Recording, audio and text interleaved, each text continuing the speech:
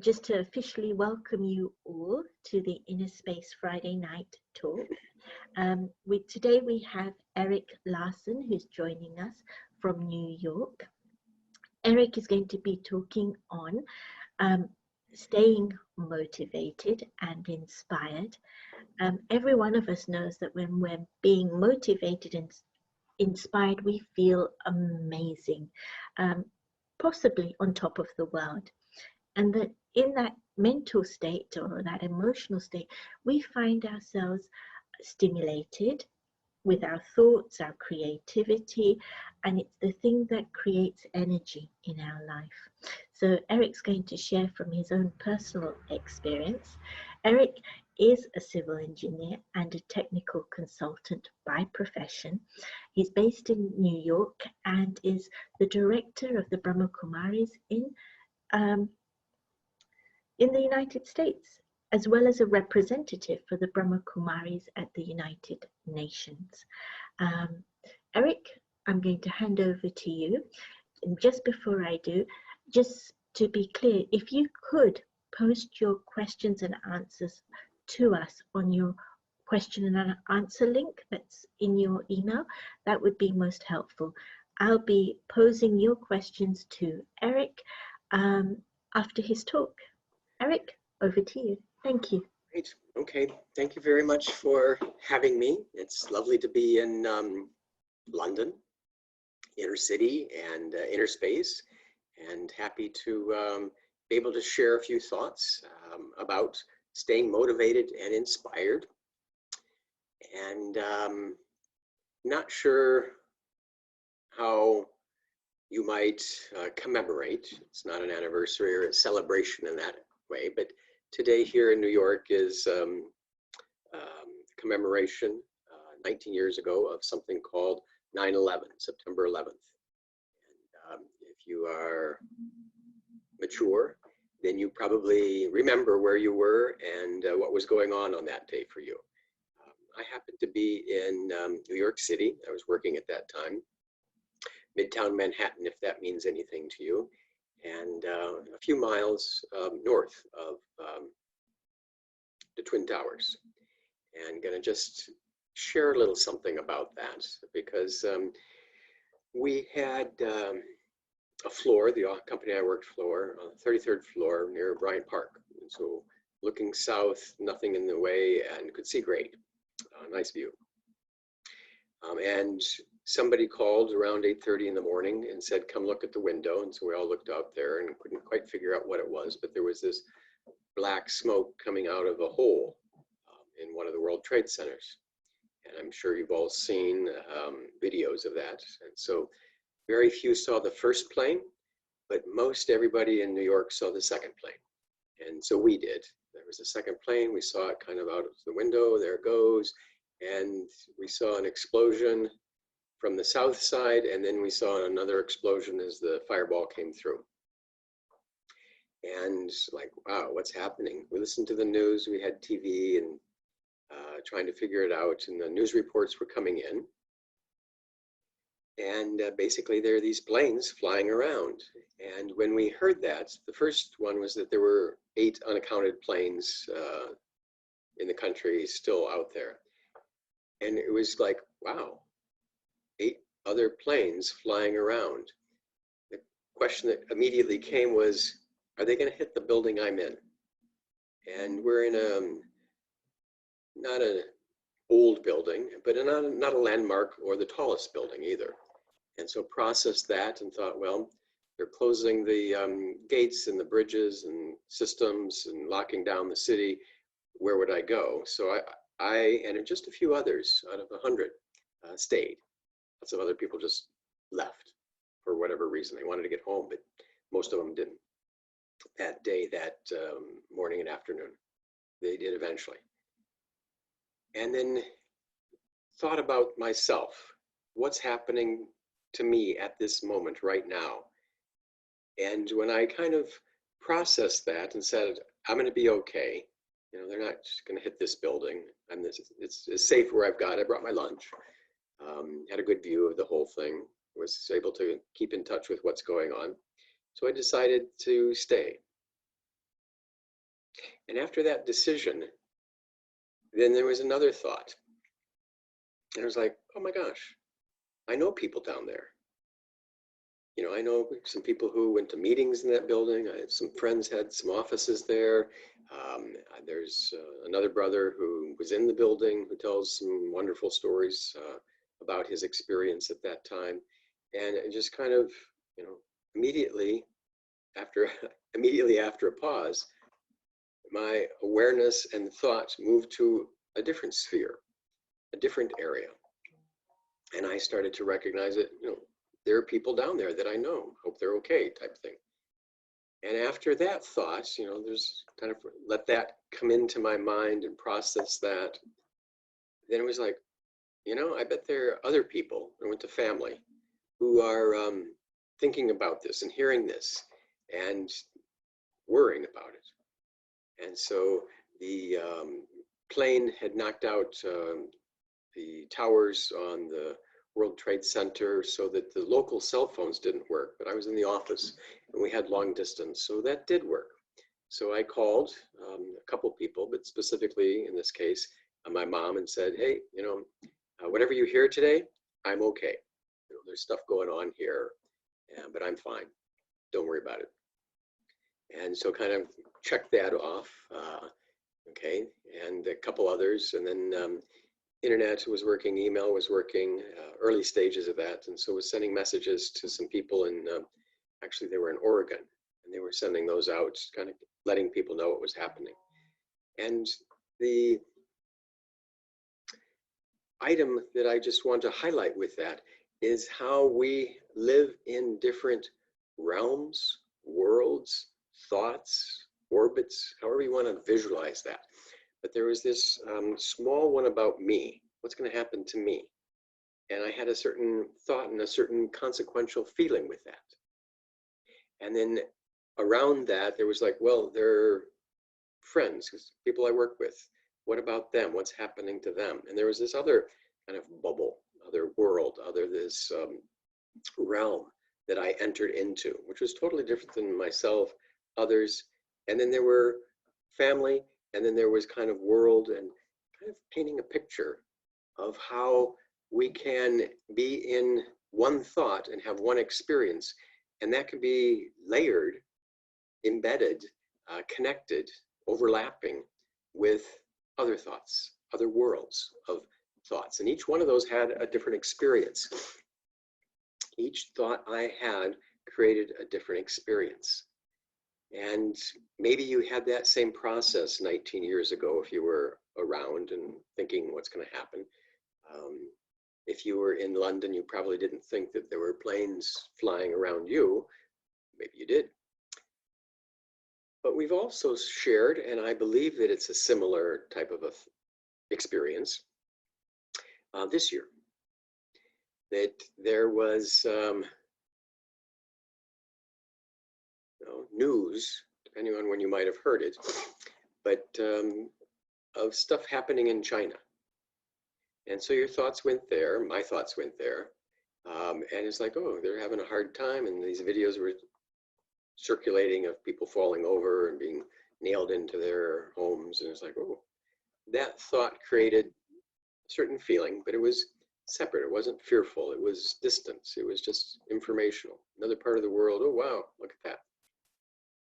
And I happened to be traveling during that period, most of end of February and March. And then it kind of grew, and I was in a town in India, Hyderabad, and was supposed to give some talks and meet some people, and started out okay, but this was at the beginning of March.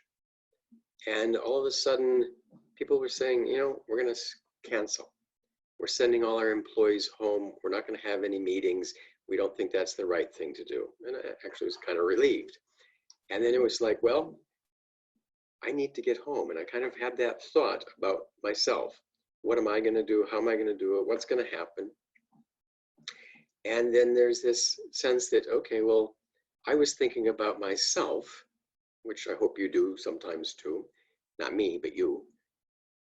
And then there's this thought, you know, I'm going to be getting on a plane. And my thought was not just me, but it was like, who am I going to sit next to? Where have they been? What have they been doing? What's going on?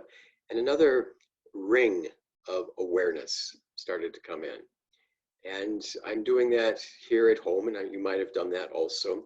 What do? Wash the hands, put on a mask, take care of myself. And then it's like I live in a small apartment complex. But what are my neighbors doing? What are they, where are they going?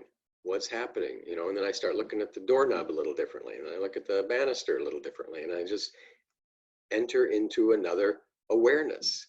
And then that awareness is not from me to my neighbors, and then to, we had all sorts of updates here about the coronavirus. It came from our town, it came from our county, it came from our state, it came from our state's region, multi-state area, and it came from national, it came from international, all sorts of different thoughts, and I'm going to call them worlds. That when I thought about myself, it was one experience. When I thought about my neighborhood, it was another one. When I thought about the country, it was something else. And when I think about what's going on worldwide, it was another thought, another place, another experience. And what I share from these two, 9/11 and the COVID experience, is that we have many thoughts and we have many different potential experiences. And what I've kind of learned and trying to practice actually is that I have choice. I have a choice which world I want to enter and which experience I want to have. And that's kind of a setup for our topic, is that if I want to be motivated and inspired, what are some of the thoughts that I can have and can create or can move into that will allow me that experience? And we're staying motivated and inspired today, but I would offer that the same methodology, the same routine, the same system would work for anything that you might want. Could be peace, could be fear. You want to be angry all the time? Go into a world and a thought that is full of that quality, and it'll happen. And so want to have you think about something right now. We have a choice. The choice creates the experience and the feeling, and we're going to choose a time when you were inspired. And I want you to go through the files in your mind, a Rolodex of experiences, and see if you can come into a moment where you are inspired. Could be this morning. Oh, this talk is going to be inspiring. Maybe not. Could be this week when you did something. Could be in the past. Could be a long time ago. But see if you can find a scene in your life where you were inspired. Because I want you to have that thought, see that moment, and have that experience of inspiration. See if you can do that in the next few moments.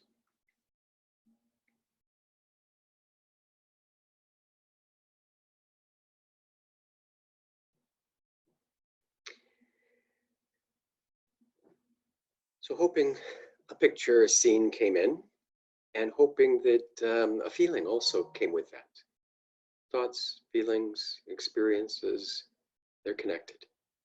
And so whether it was arbitrary or specific, whether you had something or still working on it, you have a scene, you have a moment, you recalled a file, and you have the experience of being inspired.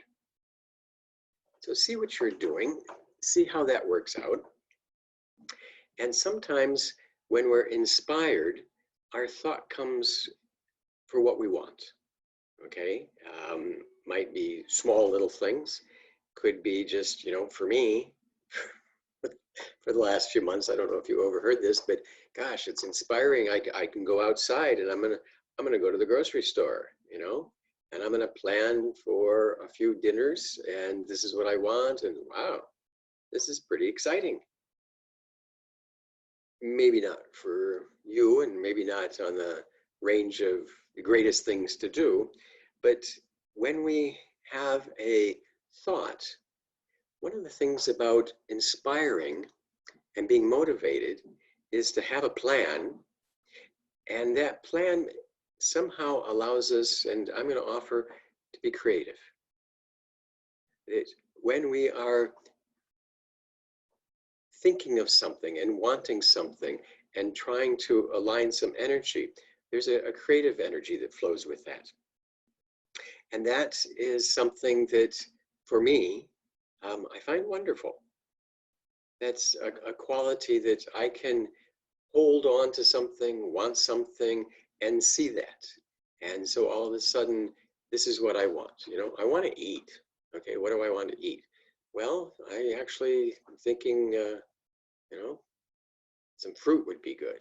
Some oranges I'm supposed to have, and that's there, and I need something, so I'm going to have a salad. And what salad? Cucumber and tomatoes, and get some carrots, and you know, that whole process of staying connected to my needs allows me to be a little creative, and that's an inspiring process. I want you to think about inspiration and creativity, but maybe food isn't the main item for you that you want.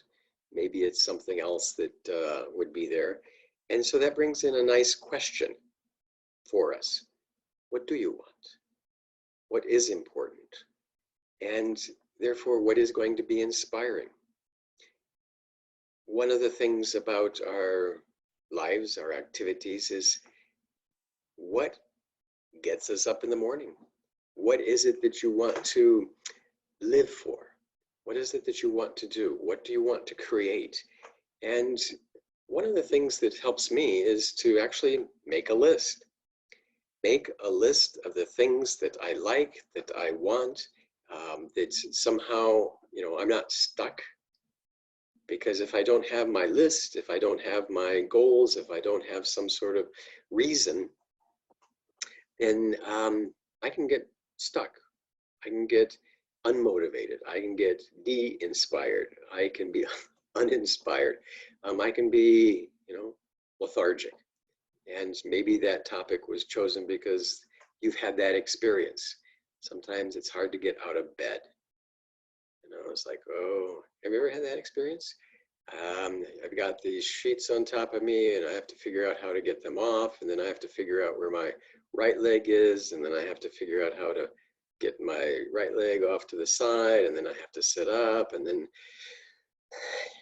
hard work sometimes, okay, as opposed to jumping out of bed. But when we start to have a purpose, a reason, a goal, an inspiration, some way to let our creative energy flow, it's easy. And so tapping into what is the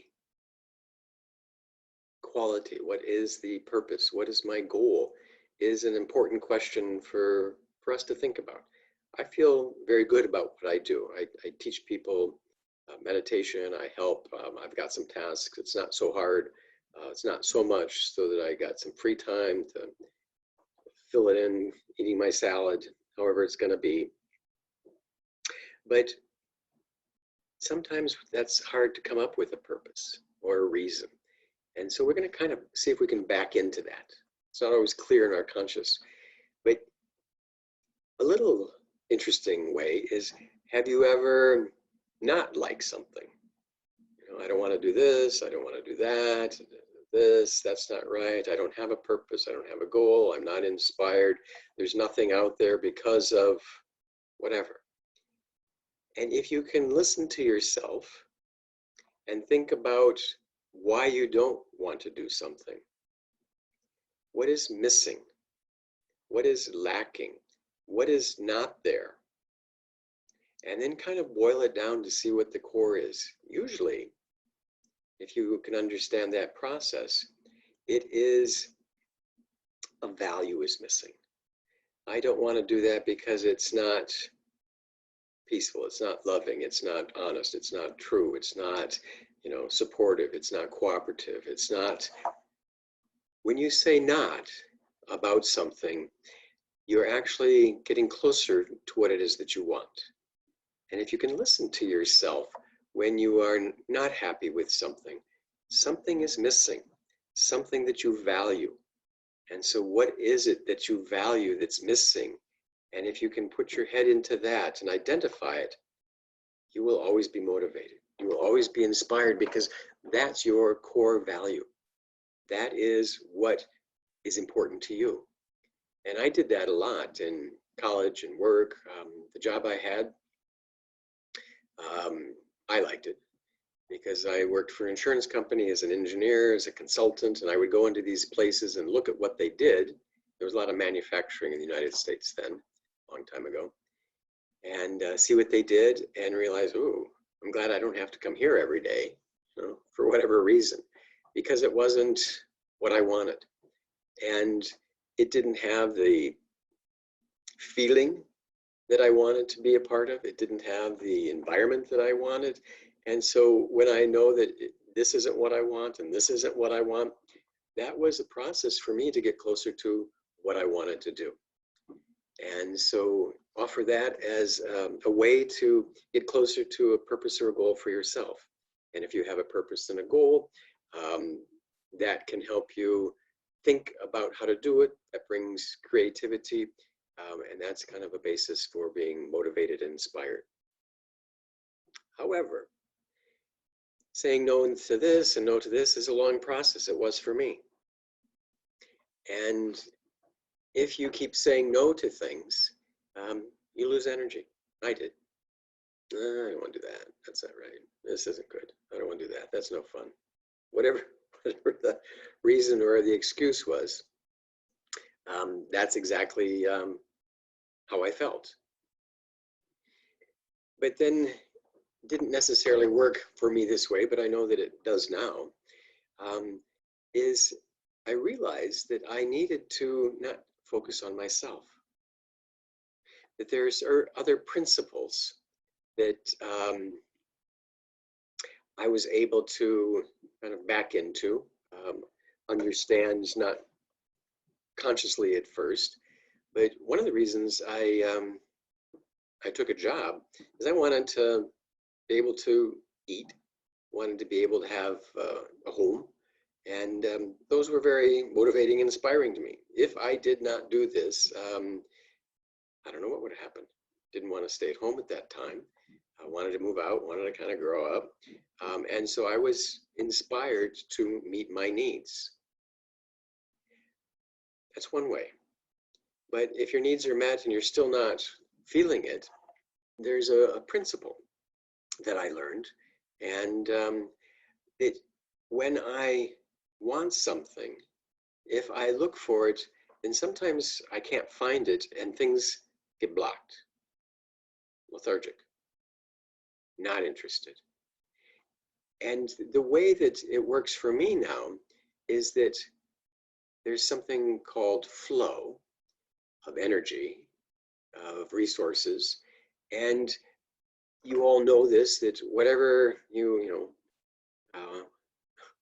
what goes around comes around. Whatever you put out comes back. That whole concept is quite profound. What you plant, so you reap, action, reaction, lots of different ways to understand that principle. But the way it can work in another way is that if you're not inspired, if you're not motivated, if you are lacking that energy, rather than expecting it to come or creating it yourself, because sometimes, writer's block, not inspired, it's not the right thing happening, you can kind of trick the system, if it's a trick, by whatever you want, giving it away. If you want to have more happiness in your life, you're not happy, people around you aren't happy, consciously start to act with that, give it, act it, share it, and that principle of return will operate. So if you are not inspired and not motivated, you still have a choice. You can be left in that world of thought. I am not this. I am not this. This isn't me. And it will be true. That's the thought you have. That's the world you're going to create. That's the experience. That will be your reality. And you will be right. But you can make a conscious decision also. I'm not feeling inspired, but let me do something inspiring. Let me act in that way. And if I start to act that way, even though I don't feel that way, and start to give it, share it, use it, it automatically somehow has to come. Because what you're also doing is breaking that pattern. You're also disrupting. You're also moving to another world. You're also moving into another realm and experience. And so the power of our choice, for me, is huge. How do I want to be? Let me start acting that way. Let me start being that way. Let me start moving that way. And it will come. I learned this at work. I wasn't real excited about work. It was work. But I found that if I came in with an attitude of cooperation and lightness, and greeted people that way and started projecting that and started to move myself and act that way, no matter how I felt, I got the response I wanted from them, and that's what happened. They were cooperative, they would respond, it would be enjoyable, and I could, get ready to go on stage, ring a doorbell, here I am, this is what I'm here to do, and move and kind of command that thought. And that thought created that experience, and that experience is what I would share. And when I shared it, that's the response that I got. And most times, if not all, it worked out better than if I had gone in there upset, depressed, angry, unprepared, unhappy, negative, totally different experiences. And I've realized how much influence I have in my own life. And that influence is that I can create a thought and an experience and live in that because they're all real. Me thinking about myself on 9/11 was real. Me thinking about my friends is real. Me thinking about my family is real. Me thinking about the world is real. But they're all different. And so where do I want to dally? Where do I want to tarry? Where do I want to hang out? What are the thoughts that I'd like for myself so that the experiences are in line with myself, motivated and inspired? One of the elements, I hope this is okay, one of the thoughts that I have that works for me also is do stuff. Said give things away, but that's not always the easiest, and sometimes we have to think about it. It's definitely going to be a practice. But another way is to take care of something. Learn to be engaged with something other than yourself. It can be a variety of things. It could be your friends. Do you call them? Do you do something with them these days? It's a little harder now. But to think about their needs. Automatically, you're thrust into that world if you have aging parents or young children. You are thinking about them. You have to do something to get outside of yourself. Pets are like that also. Not saying you should go get a goldfish or a gerbil or anything, but when you have to think of something else, it takes you out of your own lethargy. It kind of moves you into that world, if not moving the meter a little, to inspired, motivated. Oh, I gotta walk the dog. If I don't walk the dog, it's gonna stay inside, it'll make a mess. Let me think that through. That's enough motivation for me to get out of bed and take the dog outside. A easier way and less consequential for life, and this is what works for me, is plants. if you have to tend a plant, you have to think about it. And that takes you outside of yourself. And if you want to keep it alive, you have to do this, you have to do that, put it in the sun, a little water, not too much water. But I have the luxury, I guess it might be, some would say it's a chore, but we have a backyard in the meditation center that I hang out at, go to. And it's got, we've made a plot.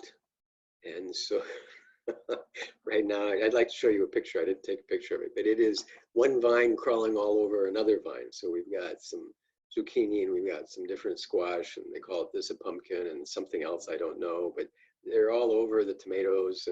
But we got basil, we got tomato, we got some squash. I planted a potato that was going bad, had some eyes coming out of it, had some potatoes. But this is my interest because it takes me out of myself and keeps me in tune with the actual present moment. What's happening today? What's going on there? What is, it's almost like a surprise. You can have a relationship with flowers, you can have a relationship with the trees, watching them. But if you tune into nature, its cycles, and its day-to-day, it's quite fascinating. And to me it is. And that sense that I have to do something, something is relying on me. And I am being asked to keep something tended, alive. That part of the process has its results, have its experiences. Things follow through. When I have to go and look at the garden, get the tomatoes, pick the basil for the pasta, weed those things, I'm out of my head about myself. And that allows a different energy to come in, and it's almost like cleaning. I hope you can understand that, kind of not laborious kind of demolition cleaning, but opening up the windows, fresh air inside feeling. That when I'm able to do something for others or have an awareness that takes me outside of myself, I've left a realm of uninspired, unmotivated. And I move into another place, and I'm hoping that if it's not any of these examples, that you can find something for yourself that's fun, that it's creative, and therefore that is the energy that you're living with. And that's kind of a fundamental question for me. What is the energy? What is the life that you create through your choices? And over time, it's been very clear to me how I want to be. I want to be happy. I want to be loved. I want to be peaceful. I want to be a good neighbor. I know a lot of how I want to act. And so I plan and practice holding that thought, seeing myself, trying to be that way, giving out that energy, knowing that that somehow will return. And it is a methodology of showing interest and having that. Sometimes getting out of our stuck thoughts are hard. And so making a list, writing it down. What do you value? What do you like? What has been inspiring? Because that will move you into another world, another place, another realm, another thought, another opportunity to be how you want to be. We play a game, watching time a little. Give me a timeout or whatever signal's happening. But I also had the opportunity, not so much this year, to go up to our retreat center. There's a retreat center we have in New York, about 2 hours or so north of New York City. We call it Peace Village, and do a number of retreats up there. And one of the things, another element is it's great for me to go out, and I like to go out by myself, into the woods with a camera. And just wait to be surprised. Not necessarily looking for anything, but just being available for whatever reveals itself. It's like, oh, look at that, take a picture. Used to have a nice camera with film, and now I can take 25,000 pictures digitally, and never know what to do with those. So if you are really inspired and you want to sort out some of the pictures I've got, let me know. Not sure how we'll work that out, but it won't be impossible. But we've had retreats, and one was called The Great Outdoors. And at The Great Outdoors, we talk about, relationships, lessons from nature and such like that. It's kind of an excuse to hang outside. A lot of fun in the summer. Haven't done that this year. But one of the elements that we have is in that process, there is a treasure hunt. And in the treasure hunt, we ask individuals in the retreat, and it's great. A lot of them for the city, it is like, oh, are there bears out there, and what's going to happen to me? So a lot of times they haven't been in the wild, and it's a huge forest that we have access to, kind of a New York wilderness. Not that bad. It's great. But we ask them questions, give them a list of 10 things to go out and walk around, usually with a partner. They like partners. See if you can find a scene of peace. See if you can identify how nature reveals its sense of humor. See if you can find determination.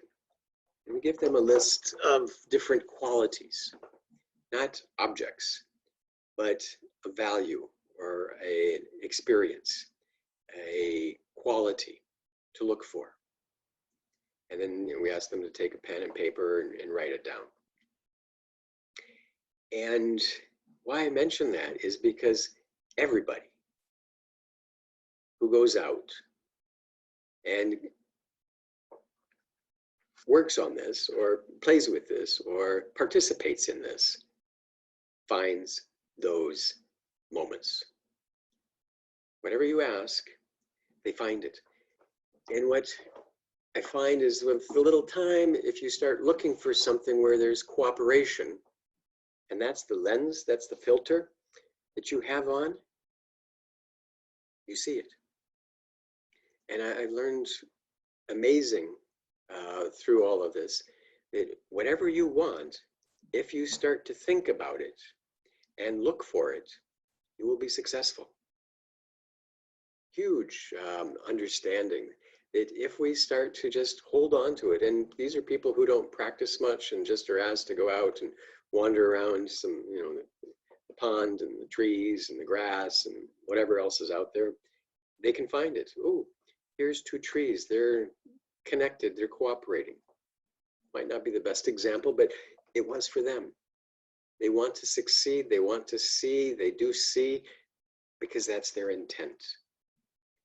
And so if our intent is to be inspired or to be motivated, then to have that question in the mind, what do I see that is inspiring around me? What do I see where there is motivation being revealed to me? Maybe I see motivation in the person who's delivering the papers early in the morning. Maybe I'm seeing the clouds being motivated to move, how fast they move. Maybe there's, I don't know, there's lots of different ways, but I know that if you hold a thought and have that question and make that the lens that you see, that's going to be the world that you enter. That's going to be the opportunity for you to get whatever you might be wanting. I don't know if that makes some sense, but in that awareness, I'd like you to try that. And if it's okay now, looking for a little guidance on time, but I'd like to have a little reflection of what's been said. And that'd be lovely. Okay. Yes. Is that all right? Just a few minutes maybe or something? Yes. I asked you to, early on, think of a scene a memory of the moment when you were inspired. And see if you can go back to that event, that memory, that moment where you were inspired. And you have made a choice. You have selected a thought. Most probably a picture also appears inside your head. And you are doing something, or you are seeing something that is activating your energy. You are feeling that energy of inspiration because you have chosen that. And that feeling of inspiration isn't limited to only that one moment. But if you try, you can separate it from that event and just hold on to that experience. So now just go deep into that feeling, world, thought of inspiration. You are inspired. You are inspiring. Your presence gives people energy because you choose to be an energy giver. You aren't stuck, but you can move into that thought, flow of energy, being creative. And there are different ways that you can move through your life. You have a choice. And so be creative in how it is that you want to be next. I can try a different quality. I can look for a different quality.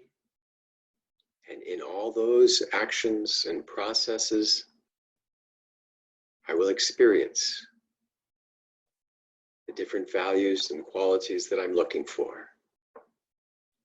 And just remembering to be engaged and to look for something wonderful will always keep you motivated and inspired.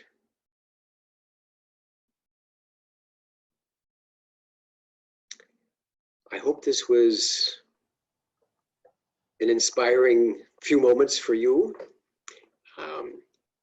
It's been fun to look at the Zoom screen and share a few thoughts, but I believe we might have a little time for feedback, response. I think it was phrased, if you have any answers, write those down. If you have any questions, write those down. I'd be very happy to hear the answers that you have, because I have lots of questions too. Thank you, Erik. So before I produce any answers for you, or as people send them in, the very first question I have here is, I would like to know, once you have the initial motivation and you act on it, how do you keep the motivation going to keep going instead of quitting?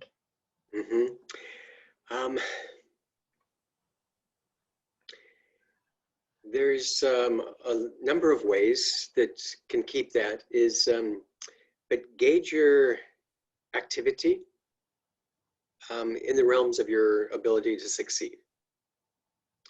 Okay. Not used so often with people who would know, but there's a number of analogies, but the easiest one for me is the salami analogy. Does everybody know what a salami is? It's kind of a big, long piece of meat. I'm a vegetarian, so can't have it. Didn't have it for a long time. Many years. But it works. And it's hard to eat a whole salami at one sitting. But if you slice it into small little bits, then you are going to feed yourself and you can manage that. And so bit by bit, you can succeed at a big task. And so how to keep motivated is break things down. Okay, I want to do this, whatever it is. I want to plant a garden. Okay, well, if it's going to be this, and I want corn, and I want potatoes, and I want soybeans and such, I want a cow, it's going to be like, oh, that's too work. I would stop. But if it's like, okay, I want to plant a garden in this case, whatever you are thinking of, and I'm inspired to do that, starting to, what's the first thing that I can do? What's the next thing that I can do? And step by step, you will feed yourself accomplishment, success, victory, that sense that, yeah, I can do this. I can do one more thing. I can do one extra. I can, make that plan. If I need help, I know how to ask. And that's how it would work for me. Because I know that sometimes people will say, oh, we have to do this. And it's like, oh, that's way too much. I can't think of that. And when that passes, then it's like, all right, now what? What can we actually do? And then for me, I write it down, I break it down, and I make it so that I can actually accomplish those things. Sometimes I need help. Sometimes I need to know where I need help. But that's how I would stay motivated or inspired, is to think of trying to do something not by doing it all at one time. Okay, for the golfers in there, okay, the process is fun. You want to play golf and you want to shoot a low score. You can't shoot a low score on every hole instantaneously. One shot, plan the next one, think about what you're going to do, take that shot, and then you get to where you want to go. You want to have the vision of a day and a low score. That's fine, that's the goal. But you can't do that all at one time. And so one shot, one club, walking, thinking, planning, enjoy it. Enjoy that process. And then all of a sudden, that motivation is going to be self-sustaining. Check it out. Let me know. Okay, nice and practical. Thank you. How do you find happiness with the current restrictions, frustrations on life with the pandemic? Yeah, makes it a little challenging, huh? One of the things that, my circumstances are not yours, and I don't have as many details to have to manage. And so those frustrating moments are daunting, okay? And if you can recognize that it's a humongous task, and in order to handle that task of managing self and restrictions and limitations and maybe not working, I mean, there's some truly horrible scenarios floating around in the world, in our communities, probably in your neighborhood. Hope not too many of you. But if we recognize that we're going to have a challenge, then I need to fortify myself. I need to know that this day is going to be hard. I'm going to have to do this. Excuse me. I'm going to have to deal with this one. I'm going to have, lots of things that I don't want. But what I want is not how the world operates. I have to deal with the world as it presents itself. And so I have to prepare myself. And so for me, I need to take some time moving into that world or orbit or energy or feeling that will nurture me. I have to spend some time being peaceful. I have to spend some time being loved. I have to spend some time choosing to have the thought of being inspired. And I need to practice that so that I have that energy, that routine, that power, so that when I go out and have to face this or deal with that, I'm doing it from a stronger place. I know that that's true for myself, that when I'm fed, not overfed, I'm in a better mood. I know that when I'm rested, as opposed to too tired, I do things better. I know that when I'm happy and peaceful, I interact with people much different than when I'm short on that. And so dealing with the circumstances in the lives today means a preparation for that to be the way you want yourself to be. You're not going to change the outside circumstances, but you do have choice and ability and power to decide how you're going to interact with those. That's kind of how I do it. I want to be happy. Let me practice being happy. Not a lot to be happy around. I mean, America's on fire right now. The parts that's not on fire is going to have hurricanes. The part that's not have hurricanes, they've got college kids, and the college kids all have, I mean, anywhere you look, we got problems all over the world. I can't imagine that you're much different. But what am I going to do about that? Are those the thoughts that I want to set with? No. Are those the things I need to know about? Yes. Do I want to somehow be able to manage how I think about those events? Definitely. And so how do you see yourself? How do you want to be? How do you practice being that? And how do you bring that into the circumstances as they come moment by moment? Think about what you have to do now, do it, and another event, another situation will come. Think about that when that arrives. That helps me. Okay. How do you plan to be peaceful and motivated is one question. And somebody else is saying, you seem to think that peace is essential for being inspired and motivated, but doesn't peace mean you're being laid back? To me, no. Peace does not mean laid back. Peace means, centered. It means clear. It means ready. Okay. I go outside and in the backyard again, and we have some trees, and I can sit around them, and you might describe them as peaceful because they're not doing a lot. They're not laid back. They look like they're laid back, but they're actually have created a system where they are ready. They have a system of nurturing, and when the wind comes, they have a way of managing that they are ready to do the next thing. And so I want you to see peaceful not as, oh, you know, I'm not going to deal with anything and I have to do it, but as an energy that you can use. I'll use tennis. Sports are coming up. But if you ever watch a match, and I don't know if they're doing Wimbledon this year or not, I think they're doing the US Open right now here in New York, no audience, and different people are losing. I'm not sure who's all playing. But if you watch that closely, or if you know the game, the good tennis player is kind of at the center of the back of the court and hitting the shots back and forth. And the less good is running back and forth, okay? And so if you see that person as being laid back, fine. But if you see them as prepared and ready and focused and in the right position to do the best thing, they're saving their energy. They are doing the appropriate action without running back and forth.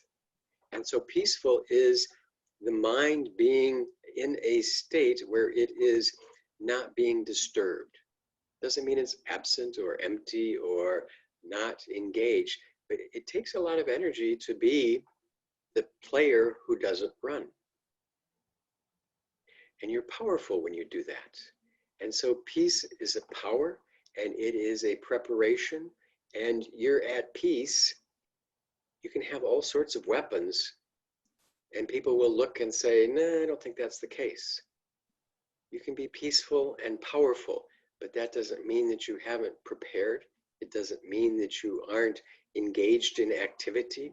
And for me, it is a state of calm observation, readiness, contentment, but strength and availability.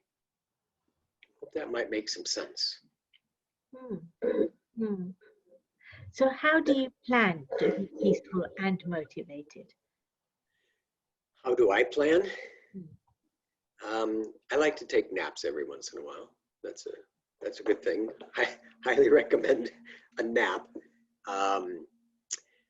But to know myself and engage myself, find the things that I want to do. Okay, I kind of made a list of the things that are motivating. One of the qualities that I still am doing, it's on Zoom now, but I teach some classes. Used to be in person, and finding someone at a level who is similar or wants to be similar, who wants to learn. I teach some meditation, and there's a difference between interacting with those who don't get it, don't like it, are kind of, disagreeing. They might be right. Has an effect on me. But when there is someone who understands what I'm communicating and they respond and are lighting up, asking insightful questions, there is an interaction with that. There is a return. It's almost like a show. The audience claps, the performers do well. And that's why, kind of a tangent, I think. But sports is going to be interesting. I'm not sure how it is in London now. But a lot of sports doesn't have an audience. Basketball doesn't, tennis doesn't, football, they're trying a few things here, American football. But that energy that the audience gives is not being received by the performers. And so it's a different world for them. But if you can find yourself in a situation where what you put out is responded to and comes back, it automatically moves you. It automatically gives you a chance to get better, to research, to think, to do, to be motivated. And if you can find someone who you share interest with, who challenges you, that's a motivation also. So it doesn't only have to come within yourself, but how you apply that and who you apply that with, what arena that might take place, are all different venues for continuing on with that feeling of being inspired and motivated. Okay, this is the last question because we are now running out of time or out of time. How do you deal with lack of motivation because of a fear that things might not work out? Okay. Resign yourself that it's not going to work out. Okay. And if you recognize that it's not going to work out the way you think it should, then you're going to be fine. Okay.